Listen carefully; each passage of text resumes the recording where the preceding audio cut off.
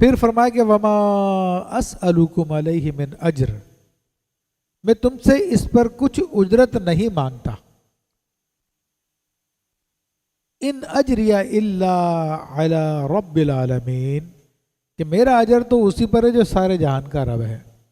یہ بھی وہی الفاظ ہے، اور اس کی میں وضاحت کر چکا تھا کہ یہ خالص اور نیک لوگوں کی پہچان کا ایک ذریعہ ہے کہ اللہ کے نیک بندے ہیں کہ جو وہ نہ ظاہر میں کوئی اجر مانگ رہے ہوتے آپ سے اور نہ باطنی طور پہ آپ سے کوئی اجر مانگ رہے ہوتے، اللہ تعالیٰ سے امید رکھتے ہیں کہ اللہ تعالیٰ انہیں عطا فرمائے گا، اس کا ثواب عطا فرمائے گا۔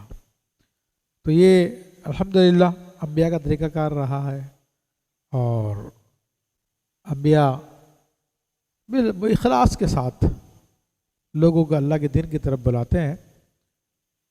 تو آج ہمیں ان چیزوں کو دیکھنا چاہیے۔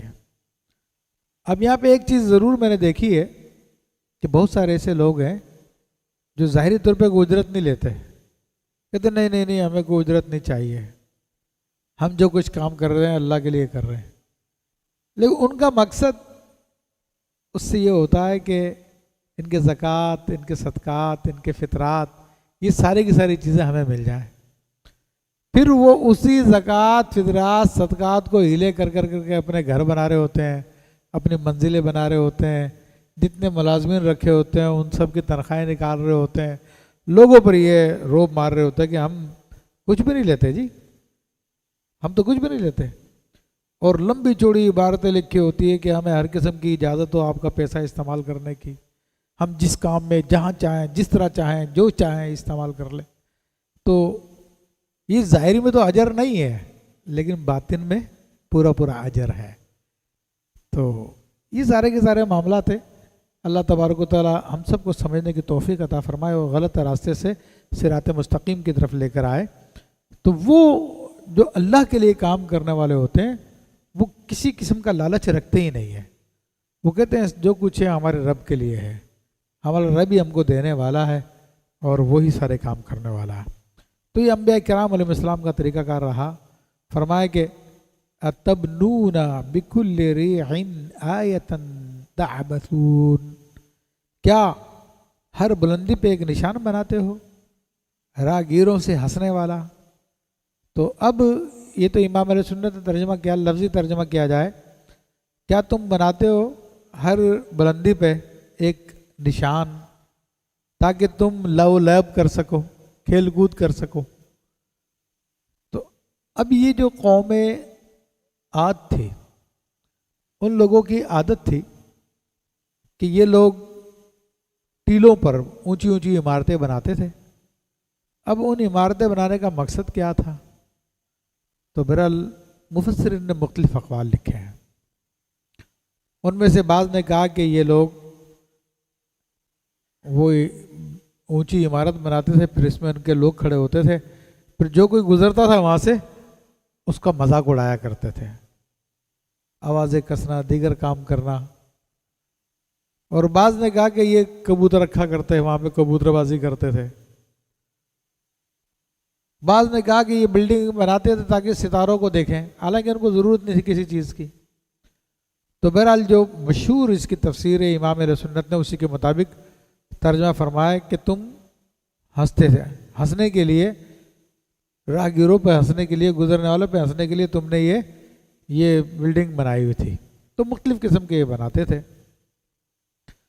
تو اس میں اللہ تبارک و تعالیٰ نے ان کی ایک بری عادت کا ذکر کیا، اور یعنی لہو لعب کرنا، لہو و لعب، تو جس کا ہمارے یہاں پہ مشہور ہے یہ لفظ لہو لعب کرنا، یعنی اس کو آسان لفظوں میں یوں سمجھ لیجئے کہ کوئی ایسا کام جس میں نہ تو دنیا کا جائز نفع ہو اور نہ ہی آخرت کا کوئی نفع ہو، تو وہ لہو و لعب میں آتا ہے۔ اور ایسا کام جس میں یا تو دنیا کا جائز نفع ہو یا آخرت کا نفع ہو، اور اس کی وجہ سے آپ کے فرائض و واجبات میں کوئی فرق نہ پڑے، تو وہ لہو لعب میں داخل نہیں ہے۔ حتیٰ کہ بعض علماء نے یہاں تک لکھا کہ اگر کوئی نوافل پڑھتا ہے اور جناب اتنے لمبے لمبے نوافل پڑھتا کہ فرض کا ٹائم نکل جاتا ہے تو وہ بھی اس کے لیے لاؤ لعاب ہے، یہ ثواب کا باعث نہیں، گناہ کا باعث ہے۔ تو اب اس ڈیفینیشن کے مطابق آپ تمام کاموں پہ غور کر سکتے ہیں، اور آج ہمارے یہاں پہ لاؤ لعاب بہت عام ہے، گانے باجے فلمیں ڈرامے اور تمام قسم کے اسپورٹس جو ہمارے یہاں پر ایک ملکی سطح پہ کھیلے جا رہے ہیں، ان سب کے اندر آپ دیکھ لیجئے کرکٹ کھیلنا شروع کرتے ہیں، ٹی ٹائم ہوتا ہے، لنچ ٹائم ہوتا ہے، نمازوں کا وقفہ نہیں ہوتا، نمازوں کی کوئی پرواہ نہیں ہوتی، نہ لوگوں کو پرواہ ہوتی، نہ کسی کو پرواہ ہوتی۔ اسی طرح پورے دن لگے رہتے ہیں، صرف دنیا مال کمانے کے لیے ہو رہا ہو، اور اس طرح سے مال کمانا جس سے آپ کے دین کی غفلت پائی جائے، یا جس کی وجہ سے آپ کے پیدا کرنے کا جو مقصد ہے، یعنی اللہ تعالیٰ کی معرفت، اللہ تعالیٰ کی عبادت، اس میں خلل پڑ جائے تو وہ لاؤ لعاب ہے۔ اسی طرح اور بہت سارے گیمز ایسے ہوتے ہیں کہ جن کے اندر جناب وہ نکر پہنی جاتی ہے، آپ کے گھٹنے نظر آ رہے ہوتے ہیں، وہ شرعی طور پہ ناجائز ہے۔ بعض میں جناب منہ پہ مکے مارے جا رہے ہیں، باکسنگ، وہ بھی ناجائز ہے کہ منہ پہ مارنے سے اللہ کے نبی صلی اللہ علیہ وسلم نے منع فرمایا، حتیٰ کہ جانور کے منہ پہ بھی مارنے سے منع فرمایا۔ تو اسی طرح یہ مقابلے کرنا، ریسیں لگانا، کیا مقصد ہے اس کا؟ ہاں یہ ضرور ہے کہ اللہ کے نبی صلی اللہ علیہ وسلم نے فرمایا کہ مومن کا ہر کام لاؤ لعاب ہے سوائے 3 کے۔ وہ 3 کام کون سے؟ فرمایا کہ تیر اندازی کرنا، گھڑ سواری کرنا، اور اپنی بیوی سے دل لگی کرنا، محبت کی بات کرنا، کا یہ لاؤ جائز ہے، باقی سب منع ہے۔ تو آج آپ اس ڈیفینیشن میں دیکھ لیجئے، لوگوں نے بڑی ریسوں کے مقابلے کرتے ہیں، اور جب ان سے کہا جاتا ہے کہ بھائی یہ تو لاؤ لعاب ہے، کہلے نہیں جی، گھڑ سواری کرنا تو حدیث سے ثابت ہے۔ ابے بھائی وہ حدیث شریف میں جو گھڑ سواری کا فرمایا، وہ تو اس لیے فرمایا تھا کہ وہ آلائے جہاد تھا، تاکہ مسلمان جب گھوڑے چلائیں گے تو جہاد کرنے کا فن ان کو آئے گا۔ لیکن تم جو عام روٹین کی جو گاڑیاں ہوتی ہیں، جو لگژری گاڑیاں ہوتی ہیں اور جو ریسنگ میں یوز کی جاتی ہیں، وہ کب جہاد میں استعمال ہوتی ہے؟ ہم نے تو نہیں دیکھا کوئی پراڈو کو لے کر یا کوئی اور فارچونر کو لے کر یا اور کوئی اچھی گاڑی کو لے کر جناب جہاد کرنے جا رہا ہوں۔ اگر تمہیں جہاد والی گاڑی چلانی ہے تو پھر جاؤ پاکستانی فوج میں شامل ہو جاؤ، وہاں پر جا کے تم ٹینک چلانا سیکھو، توپ چلانا سیکھو، دوسری گاڑیاں جو ہوتی ہیں، جو جیپیں ہوتی ہیں ان کی، وہ چلانا سیکھو جو جنگ کے اندر کام آتی ہے۔ تو لوگوں نے اس کو بھی ایک اپنے لیے جواز کی صورتیں نکالی ہوئی ہے اور دنیا کو بیوقوف بناتے ہیں۔ تو یہ ساری کی ساری چیزیں لاؤ لعاب میں آ رہی ہیں، جس سے اللہ کے نبی صلی اللہ علیہ وسلم نے منع فرمایا۔ تو ہر وہ چیز جو آپ کو، اچھا بعض لوگ مقابلے کرتے ہیں اور پھر اس میں شرط ہوتی ہے، ٹورنامنٹ کرتے ہیں لڑکے، سب پیسے ملاتے ہیں، پیسے ملانے کے بعد جناب وہ اس کا ٹرافی رکھی جاتی ہے، جو جیتے گا وہ ٹرافی لے جائے گا، وہ ٹرافی سب کے پیسوں سے آتی ہے۔ یہ بھی جوا ہے، جوئے میں ہار جیت کا یہ مسئلہ ہے۔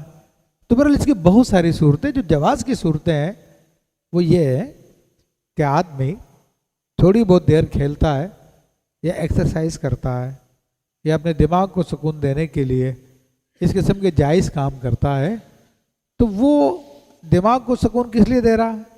اپنی باڈی کو صحت مند کس لیے رکھ رہا ہے؟ اللہ تعالیٰ کے دین کی خدمت کے لیے، تاکہ میں اچھی طریقے سے کام کر سکوں۔ تھوڑی بہت ایکسرسائز کرتا ہے، تھوڑی دیر کھیلتا ہے، تو یہ بالکل جائز ہے ایسی صورت میں کہ آپ جو کچھ کھیل رہے ہیں وہ مزے لینے کے لیے نہیں کھیل رہے، بلکہ آپ کے پیچھے اس کے پیچھے لاہو نہیں ہے، بلکہ جائز اور اچھی نیت ہے کہ آپ اللہ کے دین کی خدمت کر سکیں۔ تو اس اعتبار سے اتنا تو جائز ہے شریعت میں۔ باقی لوگوں نے جو اپنی کمائی کا اس کو ذریعہ بنا لیا ہے، اپنی شہرتوں کا ذریعہ بنا لیا ہے کہ جناب وہ تو ہمیشہ فرسٹ آتے ہیں اور سیکنڈ آتے ہیں اور یہ اور وہ، تو یہ سب دنیا داری کی باتیں، اللہ تعالیٰ ہم سب کو محفوظ فرمائے۔ تو یہ انہی لوگوں کا طریقہ تھا۔ اور کبوتر بازی کا میں نے ذکر کیا، کبوتر بازی کے بارے میں تو نبی کریم صلی اللہ علیہ وسلم کی حدیث ہے کہ ایک شخص نے دیکھا، آپ نے ایک شخص کو دیکھا کہ وہ کبوتر کے پیچھے بھاگ رہا تھا، آپ نے فرمایا شیطان شیطان کے پیچھے بھاگ رہا۔ یہ اللہ کے نبی صلی اللہ علیہ وسلم نے اس کے بارے میں فرمایا۔ حال البتہ علماء نے یہ جواز، اس کی اجازت دی ہے کہ کوئی شخص گھر پہ کبوتر یا اور کوئی پرندے رکھتا ہے لیکن وہ کبوتر بازی نہیں کرتا، بس شوق کے لیے رکھے ہوئے ان کو دانہ پانی پیش کرتا، ان کو اڑاتا نہیں ہے، ان کو بھگاتا نہیں ہے، چھتوں پہ نہیں چڑھتا، ٹھیک ہے، تو اتنا جائز ہے۔ لیکن جواز ایک الگ بات ہے۔ لیکن ایک بات اور میں آپ کو بتا دوں کہ میرا تجربہ ہے کہ کبوتر بازوں کے گھر عام طور پہ ویران ہو جاتے ہیں اور آباد بہت کم ہوتے ہیں، اور اس کی وجہ کیا ہے؟ اس کی وجہ یہ ہے کہ کبوتر کی جو تسبیح ہے وہ ہو ہے، ہو کبوتر کی آواز سنیں گے تو ایسی آواز آئے گی۔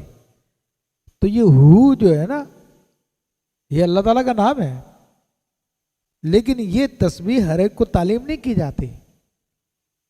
اس تسبیح کا اگر ورد بھی کرایا جاتا ہے تو ان کو تنہائی آبادی سے دور کر کے کرایا جاتا ہے، کیونکہ یہ ذات ہے، اور جب ذات کا ذکر کیا جائے گا تو پھر یہ ساری چیزیں ختم ہو جاتی ہیں۔ تو اس لیے اکثر ہمارا تجربہ تو یہی ہے کہ جو کبوتر بازی میں لگے ہیں، یہ جنہوں نے کبوتر رکھے ہیں، اگرچہ کہ کبوتر بازی نہیں کرتے لیکن دیکھا کہ بعد میں ان کے گھر آباد نہیں رہتے، تو تجربے کی بات ہے۔ تو بہرحال یہ چند ایک باتیں میں نے آپ کے سامنے ذکر کی اس حوالے سے، ورنہ اس پہ تو بہت زیادہ گفتگو کی جا سکتی ہے۔ تو ایک تو ان کی یہ خرابی بیان کی کہ تم لاؤ لعب کے لیے بلڈنگیں بناتے ہو، تو اور اچھا بلڈنگ بنانا بھی اسلام میں کوئی منع نہیں ہے، لیکن ضرورت کے تحت، بغیر ضرورت کے شریعت اس کو پسند نہیں کرتی، اور بغیر ضرورت کے ایسی سجاوٹیں کرنا جس کی ضرورت نہیں ہے اس کو بھی اللہ کے نبی صلی اللہ علیہ وسلم نے پسند نہیں کیا، بلکہ حدیث شریف ہے کہ مدینہ منورہ میں ایک مرتبہ سرکار دو عالم صلی اللہ علیہ وسلم نکلے تو ایک شخص نے اپنے گھر پہ گنبد بنایا ہوا تھا، تو آپ علیہ الصلوۃ والسلام نے اس کو دیکھا اور ناپسند کیا۔ پھر اس کے بعد آپ علیہ الصلوۃ والسلام تشریف لے آئے۔ جب وہ شخص ملنے کے لیے آیا، اس نے سلام کیا تو آپ نے سلام کا جواب نہیں دیا۔ اس نے کئی مرتبہ سلام کیا مگر آپ نے سلام کا جواب نہیں دیا۔ اس پر وہ شخص بڑا پریشان ہوا، اس نے لوگوں سے پوچھا کیا معاملہ ہوا؟ انصاری صحابی تھے، تو انہوں نے کہا کہ اصل میں نبی علیہ الصلوۃ والسلام نے تمہارے گھر کا گنبد دیکھا، تو اس وجہ سے سرکار دو عالم صلی اللہ علیہ وسلم ناراض ہے۔ انہوں نے کہا اچھا یہ بات ہے۔ وہ گیا، اس نے جا کے پوری بلڈنگ گرا دی اپنے، کہ اللہ کے نبی ناراض ہو رہے ہیں مجھ سے اس کی وجہ سے۔ پھر جب وہ واپس آیا، آپ علیہ الصلوۃ والسلام نے دیکھا تو آپ نے پھر اس کو بلوایا تو آپ خوش ہوئے اس پر۔ تو گھر جو بنائے جاتے ہیں ضرورت کے تحت بنائے جاتے ہیں، لیکن اب ضرورتیں کم ہو گئی ہیں، اب دکھاوا زیادہ ہو گیا، شوشہ زیادہ ہو گئے کہ جناب جو بھی گزرے تو بس یہاں پہ ٹھہر جائے اور آگے تعریف کرے یار کیا چیز بنائی ہے، کیسی بنائی ہے۔ تو یہ وہ چیز ہے کیونکہ جو انسان کو آخرت کی تیاری سے روک دیتی ہے، اسی دنیا میں مشغول کر دیتی ہے، تو اس لیے اللہ تعالیٰ ایسی چیزوں کو ناپسند فرماتا ہے۔